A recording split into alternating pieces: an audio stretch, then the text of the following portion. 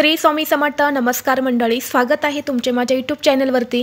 आजचा दिवस तुम्हाला खूप छान सुखाचा आनंदाचा जाऊ हीच मी स्वामींच्या चरणी प्रार्थना करते आणि आज या नवीन व्हिडिओला सुरुवात करते।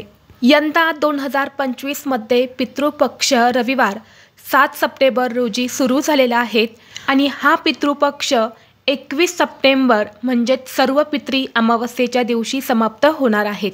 आपल्या हिंदू धर्मात पितृपक्षाला अत्यंत महत्त्वपूर्ण मानले जाते। पितर आणि पूर्वजांच्या आत्म्याच्या शांती पूजेसाठी वर्षातील 15 दिवस विशेष मानले जातात, ज्याला पितृपक्ष असे म्हटले जाते।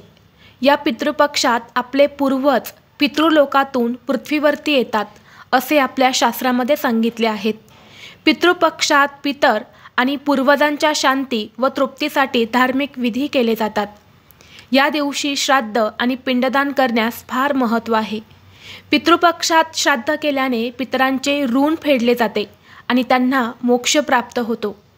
धार्मिक मान्यतेनुसार पितृपक्ष दरवर्षी भाद्रपद महिन्याच्या शुक्ल पक्षाच्या पौर्णिमेपासून सुरू होतो, जो अश्विन महिन्याच्या कृष्ण पक्षातील अमावस्येला म्हणजेच सर्व पितृ अमावस्येला संपत असतो। म्हणजेच पितृपक्ष किंवा श्राद्ध सुमारे 16 दिवस चालत असते। पितृपक्षात घरामध्ये शुभ कार्य, लग्न, गृहप्रवेश, नव्या कामाची सुरुवात ही केली जात नाही, कारण वर्षातील हे 15 दिवस फक्त पितरांना समर्पित असतात। या पितृपक्षामध्ये आपले पूर्वज जे असतात तर ते पितृलोकातून पृथ्वीवरती त्यांच्या नातेवाईकांकडे येत असतात आणि म्हणून त्यांच्यासाठी सेवा उपाय जे आहे तर ते केले जातात। धार्मिक दृष्टिकोनातून पितृपक्ष हा अत्यंत महत्त्वाचा असल्यामुळे या पितृपक्षामध्ये पितरांसाठी काही प्रभावी सेवा आणि उपाय सुद्धा केले जातात। आज या व्हिडिओमध्ये मी तुम्हाला एक अतिशय प्रभावी असा उपाय सांगणार आहे। पितृपक्ष संपेपर्यंत फक्त एकदा गाईला खाऊ घाला ही एक वस्तू, सर्व अडचणीतून मार्ग मिळेल। 7 पिढ्यांचा प्रखर पितृदोष हा नष्ट होऊन पितृ तृप्त होतील आणि आपल्याला शुभ आशीर्वाद देतील आणि आपल्या घराची प्रगती ही कोणीही थांबवू शकणार नाहीत। तर अशी कोणती वस्तू आहेत जी आपल्याला गाईला खाऊ घालायची आहेत, याबद्दलची संपूर्ण माहिती आज या व्हिडिओमध्ये मी तुमच्यासोबत शेअर करणार आहे। त्यामुळे तुम्ही हा व्हिडिओ स्किप न करता शेवटपर्यंत नक्की पहा। चॅनलवरती नवीन असाल तर सबस्क्राईब करा आणि असेच माहितीपूर्व नवनवीन व्हिडिओ पाहण्यासाठी बेल आयकॉनलाही प्रेस करा, म्हणजे जेव्हा कधी मी नवीन व्हिडिओ अपलोड करेल त्याचं नोटिफिकेशन सर्वात अगोदर तुम्हाला भेटेल आणि तुम्ही एक पण व्हिडिओ मिस करणार नाही।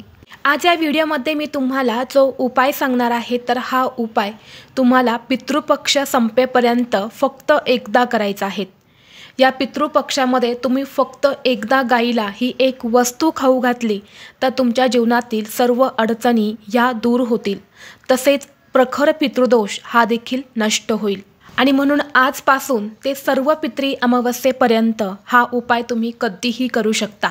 अगदी सकाळपासून ते संध्याकाळपर्यंत जेव्हा केव्हा शक्य होईल तेव्हा तुम्हाला ही एक वस्तू जी मी सांगणार आहे तर ती वस्तू तुम्हाला गाईला खाऊ घालायची आहे। या पितृपक्षामध्ये कावळ्या व्यतिरिक्त गाईला पंचबळी दिला जातो।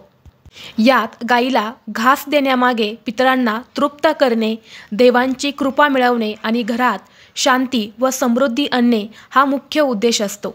आणि म्हणून पितृपक्षामध्ये आपण गाईची सेवा उपासना जी आहे तर ती करत असतो, कारण गाईमध्ये सर्व देवी देवतांचा वास असतो आणि पितृपक्षामध्ये गाईला ही वस्तू खाऊ घातल्याने पितर प्रसन्न होतात आणि पितरांना आशीर्वाद मिळतात। पितरांच्या आत्म्याला शांती मिळत असते आणि ते तृप्त होतात। जर आपण पितृपक्षामध्ये हा उपाय जर केला तर या उपायाने पितरांना देवांची कृपा प्राप्त होते, कारण गायीमध्ये 33 कोटी देवी देवता वास करत असतात आणि जेव्हा आपण गाईला ही वस्तू खाऊ घालतो तेव्हा 33 कोटी देवी देवतांची कृपा जी आहे तर ती पितरांना प्राप्त होत असते। आणि जर पितर प्रसन्न असतील तर आपल्या आयुष्यातील सर्व समस्या, अडचणी, अडथळे हे 100% दूर होत असतात। असे म्हटले जाते की जर पूर्वज आपल्यावरती नाराज असेल, आपल्याला पितृदोष लागलेला असेल आणि अशावेळी आपण घरामध्ये कितीही देवी देवतांची सेवा केली, उपासना केली तरीही त्या सेवेचं, त्या देवतेचं आपल्याला फळ जे आहे तर ते मिळत नाही। आणि म्हणून सर्वप्रथम पितरांना प्रसन्न करूनच आपल्याला देवी देवतांची सेवा जी आहे तर ती करायची असते। आणि म्हणून पितृपक्षामध्ये हे काही उपाय जे आहेत तर ते केले जातात.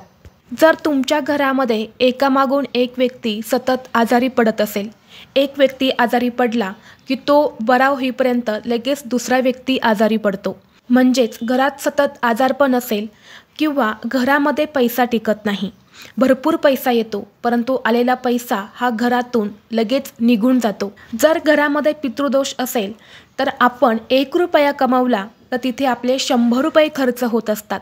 म्हणजेच पितृ जे असतात तर ते आपल्याकडे लक्ष्मी स्थिर राहू देत नाही. तसेच तुमच्या घरातील मुलांची प्रगती होत नसेल, घरातील मुलं सतत हट्टीपणा करत असेल, उद्धटपणा करत असेल, शिकलेली मुलं मुली आहेत परंतु मनासारखी नोकरी नाहीत किंवा मुलांचा विवाह योग जुळून येत नाही, घरामध्ये सतत वाद विवाद क्लेश भांडणे असतील, मग ही भांडणे नवरा बायकोंची असेल, आई मुलांची असेल किंवा कुटुंबामध्ये एकोपा नसेल, तर या सर्व समस्या ज्या आहेत तर त्या पितृदोषामुळे आपल्या घरामध्ये येत असतात. आणि म्हणून तुमच्याही घरामध्ये यासारख्या समस्या असतील तर तुम्ही हा उपाय जो आहे तर तो पितृपक्ष संपेपर्यंत एकदा नक्की करा. जो उपाय मी तुमच्यासोबत शेअर करणार आहे तर हा उपाय शिवपुराणामध्ये सांगितलेला आहे आणि तोच मी तुमच्यासोबत शेअर करणार आहे. आणि म्हणून तुमच्या घरामध्ये पितृदोष असो किंवा नसो तरीही तुम्हाला हा उपाय जो आहे तर तो करायचा आहे. आता ज्या दिवशी तुम्ही हा उपाय करणार आहात तर त्या दिवशी सकाळी तुम्हाला लवकर उठायचं आहे, स्वच्छ स्नान करायचं आहे. स्नान करून झाल्यानंतर तुमच्या देवघरातील देवांची विधिवत पूजा करून घ्यायची आहेत. धूप दीप अगरबत्ती लावून वातावरण प्रसन्न करायचं आहे आणि यानंतर तुम्हाला हा उपाय करायचा आहे. उपाय करण्यासाठी तुम्हाला थोडंसं गव्हाचं कणिक मळायचं आहे. कणिक मळताना त्या कणकेमध्ये तुम्हाला अगदी थोडंसं गाईचं शुद्ध तूप आणि अगदी चिमूटभर हळद तुम्हाला टाकायची आहेत आणि त्या कणकेची तुम्हाला एक छोटीशी चपाती बनवायची आहे. चपाती बनवल्यानंतर ती चपाती एका ताटामध्ये तुम्हाला काढून घ्यायची आहेत. यानंतर एका वाटीमध्ये थोडीशी हळद तुम्हाला घ्यायची आहेत. पुन्हा हळदीमध्ये तुम्हाला थोडंसं तूप टाकायचं आहे किंवा पाणी टाकायचं आहे आणि त्या हळदीचा गंध तुम्हाला तयार करायचा आहे. आणि यानंतर त्या हळदीने तुम्हाला त्या चपातीवरती एक स्वस्तिक काढायचं आहे. स्वस्तिकमधले 4 बिंदू आणि कडाच्या 2 लाईन ज्या आहेत तर त्यासुद्धा तुम्हाला द्यायच्या आहेत.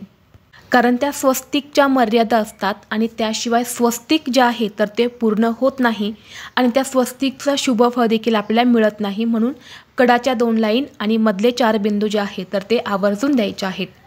यानंतर त्या चपातीवरती त्या स्वस्तिकवर आपल्याला थोडेसे तांदूळ ठेवायचे आहेत. शक्य असेल तर तांदळाची खीर जी असते तर ती तुम्ही ठेवू शकता, परंतु ते नाही जमलं तर अगदी थोडेसे तांदूळ तुम्हाला ठेवायचे आहेत आणि त्या तांदळावरती एक गुळाचा खडा ठेवायचा आहे. यानंतर थोडंसं पाणी घ्यायचं आहे, एक कलश भरून पाणी घ्या, हळद कुंकू घ्या आणि ही चपाती घेऊन तुम्हाला तुमच्या घराजवळ जिथे कुठे गाई असेल तर त्या गाईपाशी जायचं आहे. शेजारच्यांची गाय असेल तरीही चालेल, तुमची असेल तरीही चालेल किंवा तुम्ही गोशाळेमध्ये गेले तरीसुद्धा चालेल. गाईपाशी गेल्यानंतर सर्वप्रथम तुम्हाला गाईच्या पायावरती हे पाणी ओतायचं आहे. गाईला हळदी कुंकू लावायचं आहे आणि ही चपाती जी आहे तर ती तुम्हाला गाईला खाऊ घालायची आहेत. गाईसमोर फेकून देऊ नका, आदराने तुम्हाला तिला खाऊ घालायचे आहेत. तसंच तुम्ही ताट ठेवलं तरीही चालेल किंवा गाई तुम्हाला मारणार नसेल तर तुम्ही ती चपाती हातामध्ये घेऊन तुमच्या स्वतःच्या हाताने तुम्हाला गाईला भरवायची आहेत. आणि यानंतर दोन्ही हात जोडून तुम्हाला तुमच्या पितरांचं नामस्मरण करायचं आहे किंवा ओम पितृदेवताय नमः हा मंत्र म्हणून तुम्हाला पितरांची क्षमा याचना मागायची आहेत की त्यांना सांगायचं आहे की आमच्या आयुष्यात आम्ही जे काही कमावलेलं आहे तर ते तुमच्या कृपेनेच आहेत आणि तुमचा असाच आशीर्वाद जो आहे तर तो आमच्यावरती राहू द्या. तुम्ही नाराज असतील तर आम्हाला माफ करा. आमच्या आयुष्यात ज्या काही समस्या आहेत तर त्या सर्व निघून जाऊ द्या, अशी मनोभावे तुम्हाला प्रार्थना करायची आहेत. तर अशा पद्धतीने हा छोटासा उपाय जो आहे तर तो तुम्हाला पितृपक्षामध्ये आवर्जून करायचा आहे. अत्यंत प्रभावी आणि 100% खात्रीशीर हा उपाय आहे. हा उपाय केल्याने नक्कीच तुमच्या जीवनामध्ये तुम्हाला खूप चांगले परिणाम जे आहेत तर ते बघायला मिळतील. शिवपुराणामध्ये सांगितलेला हा उपाय आहे जो आपण प्रत्येकाने आवर्जून या पितृपक्षामध्ये एकदा तरी करायचा आहे. आणि जर तुम्हाला शक्य असेल तर तुम्ही दररोज हा उपाय पितृपक्षामध्ये करू शकता. त्याचबरोबर या पितृपक्षामध्ये आपल्याला गोसेवा जी आहे तर ती आवर्जून करायची आहे. आता गोसेवा करायची म्हणजे नक्की काय करायचं, तर गाईला पिण्यासाठी पाणी ठेवायचं आहे किंवा तुमच्या घराजवळ एखादी गोशाळा असेल तर तिथे तुम्हाला जायचं आहे. त्या गायांसाठी तुम्हाला चारा द्यायचा आहे, पाणी द्यायचं आहे. किंवा एखादी गाय बिमार असेल, आजारी असेल तर तिच्यासाठी तुम्हाला जे काही करता येईल तर ते तुम्हाला करायचं आहे. या पितृपक्षामध्ये तुम्ही काहीच नाही केले तरीही चालेल, पण फक्त गोसेवा करा. गोसेवेने प्रखर पितृदोष जो आहे तर तो दूर होतो आणि जर पितृदोष दूर झाला तर आपल्या आयुष्यामधील सर्व समस्या ज्या आहेत तर त्या स्वतःहून दूर होत असतात आणि आपली प्रगती जी आहे तर ती व्हायला सुरुवात होत असते. म्हणून हा एक उपाय जो आहे तर तो तुम्ही पितृपक्ष संपेपर्यंत नक्की करा. घरातील स्त्री, पुरुष, मुलं कुणीही हा उपाय जो आहे तर तो करू शकतो. व्हिडिओ तुम्हाला आवडला असेल तर लाईक करा, चॅनलवरती नवीन असाल तर सबस्क्राईब करा आणि हा व्हिडिओ आपल्या मित्रपरिवारासोबत जास्तीत जास्त शेअर करा. चला तर मग भेटू असंच पुढल्या एका नवीन व्हिडिओमध्ये. तोपर्यंत सर्वांना श्री स्वामी समर्थ.